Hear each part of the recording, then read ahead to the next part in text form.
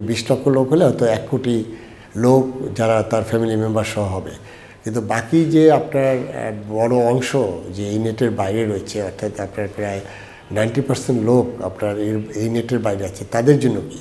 এখন সেখানে ধরেন সরকারের যদি পে স্কেল দেওয়া হয়, তার পাশাপাশি এখানে আমাদের প্রাইভেট সেক্টরগুলো যেটা আছে, বিশেষ করে আমাদের বিভিন্ন গার্মেন্টস শ্রমিক থেকে শুরু করে আপনার যারা বিভিন্ন জায়গায় জব করে, সেখানেও তো আসলে এটার মানে এখানে ভেবে দেখা দরকার।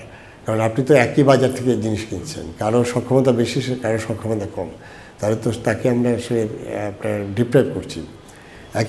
এর পাশাপাশি যে জিনিসটা খুবই উল্লেখযোগ্য সেটি হলো যে আপনার ব্যবসায়ীরা আমাদের এই নতুন পে স্কেল দেওয়ার পরে তো এমন তো না যে পণ্যের আপনার চাহিদা বেড়ে যাবে, কিন্তু সেই ম্যানেজমেন্ট যে জায়গাটা সেটা কিন্তু একদম উঠে গেছে, সেখানে কোনো মনিটরিং নেই। এর পাশাপাশি যেটা আছে যে সেটা আমাদের এলসি খোলার পরে এটা আসলে কত দামে বিক্রি হবে সেই জায়গাটাও আমরা কোনো মেকানিজম আমি দেখছি না। এটাও আমাদের জন্য বড়ই দুর্ভাগ্য। মানুষের কিন্তু দারিদ্র্য সীমা বেড়ে যাচ্ছে এবং এটা কিন্তু এখন 20-এর উপরে চলে গেছে এবং এটা রিয়াল পিকচার হয়তো আরও ভয়াবহ। তো সেখানে আমি 1/3 লোককে আমি দারিদ্র্য সীমার নিচে রেখে আমি তো দেশের সাস্টেনেবল উন্নয়ন হবে না, এটা যেমন একটা দিক। দ্বিতীয় যে জিনিসটা হলো যে দ্রব্যমূল্য বাড়ার যে কারণটা সেটা হলো যে যারা করছে ব্যবসায়ীরা, এটা কিন্তু আমরা সবাই জানি কোথায় হচ্ছে, সেটা নিয়ে সরকারের তো কোনো অ্যাকশন নেই, কোনো মনিটরিং নেই, কোনো মোবাইল কোডটা আমরা ওইভাবে দেখছি না। আরেকটা জিনিস হলো সরকার দেখেন এনবিআর সে ডিউটি কালেক্ট করে, এখন সে ডিউটিটা কোথা থেকে কালেক্ট করে? সে তো আসলে একটা 1/3 আমাদের রেভিনিউ ইনকাম হয় আমাদের কাস্টম ডিউটি থেকে। এখন ধরেন আপনি একদিকে বলছেন এসেনশিয়াল কমোডিটি এবং সেটা একটা আইন দ্বারা পরিচালিত 1956 এসেনশিয়াল কমোডিটি অ্যাক্টে, এবং সেখানে কিন্তু এই যে নিত্যপণ্য জিনিস এটা কিন্তু মানুষের হাতে আপনার সরকার নির্ধারিত অ্যাফোর্ডেবল প্রাইসে কিন্তু যাওয়ার কথা।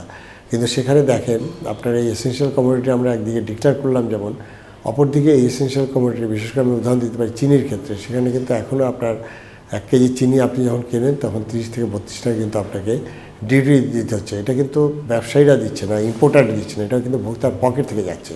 তো সেখানে আমাদের তো প্রায়োরিটি করতে হবে যে আমরা কি মানুষকে সুস্থ মতো বা তার প্রয়োজনীয় ইনট্যাক্ট ক্যালোরি ইনট্যাক্ট এটা কি সরবরাহের ব্যবস্থা করব, নাকি তাদেরকে আস্তে আস্তে আরও আপনার দারিদ্র্য সীমার নিচে নামিয়ে এনে এটি অনিশ্চিত যাত্রার দিকে যাব, সেই বিষয়ে তো সরকারের প্রায়োরিটি থাকা দরকার বলে আমি মনে করি। কিন্তু সেটা স্পষ্ট আমি লঙ্ঘন দেখছি, এখানে কিন্তু এই বিষয়ে কোনো কাজ হচ্ছে বলে আমি দেখছি না। যে বাজারের যে শৃঙ্খলা নেই, বাজার যে ভেঙে পড়েছে এবং সেটা অতীতেও যেমন দেখেছি সেটা তো আরও কন্টিনিউ করছে, সেখানে তো আমরা কোনো ফোকাস দেখছি না। এখন বাজারে যদি পণ্য সরবরাহ কেউ যদি নিয়ন্ত্রণ করে, তাহলে তো আপনার সেই নিয়ন্ত্রণ যে করছে তার বিরুদ্ধে তো কঠোর ব্যবস্থা নেওয়া দরকার, সেটা তো আমরা দেখছি না। সেইখানে আমি বলবো যে সরকার এই বিষয়ে অনেকটাই আমার কাছে মনে হচ্ছে উদাসীন।